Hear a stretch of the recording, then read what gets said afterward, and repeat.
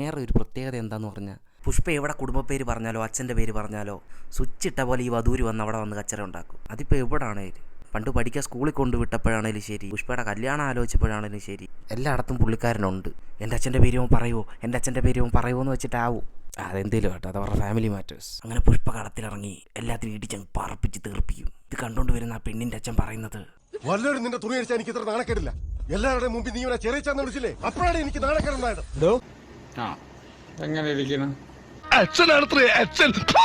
ഇത് കേട്ടതും ശ്രീവല്ലിയുടെ ഒരു പെർഫോമൻസ് ഉണ്ട്.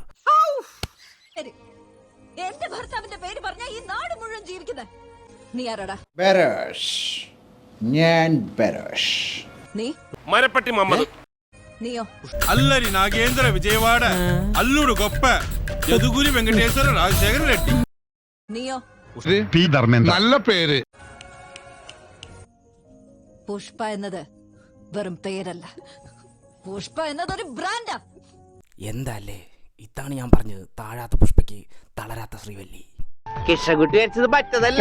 അങ്ങനെ പോകുമ്പോഴാവും ഈ അമ്പലത്തിൽ നിന്ന് തല്ലും കൊണ്ടുപോയവന്മാര് ആ പെണ്ണിനെ അങ്ങ് തട്ടിക്കൊണ്ടു പോകുന്നത്. എന്നിട്ട് വലിയൊരു തുകയാണ് ചോദിക്കുന്നത്.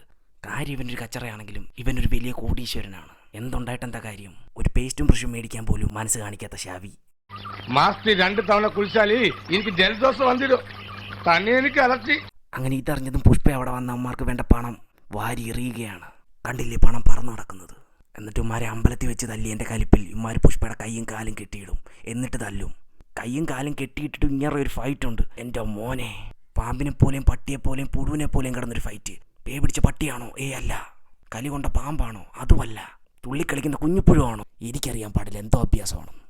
അങ്ങനെ യുവമാരെയൊക്കെ പുഷ്പ റപ്പ റപ്പ റപ്പ നിറഞ്ഞുകൊണ്ടിരിക്കും. എന്നിട്ട് ആ വില്ലൻ ചെറുക്കനെ ഷവായി കമ്പി കുത്തി കയറ്റുന്ന പോലെ കയറ്റി കറക്കിക്കളയും. അപ്പോഴേക്കും അവൻ്റെ തന്ത വന്നിട്ട് പറയും,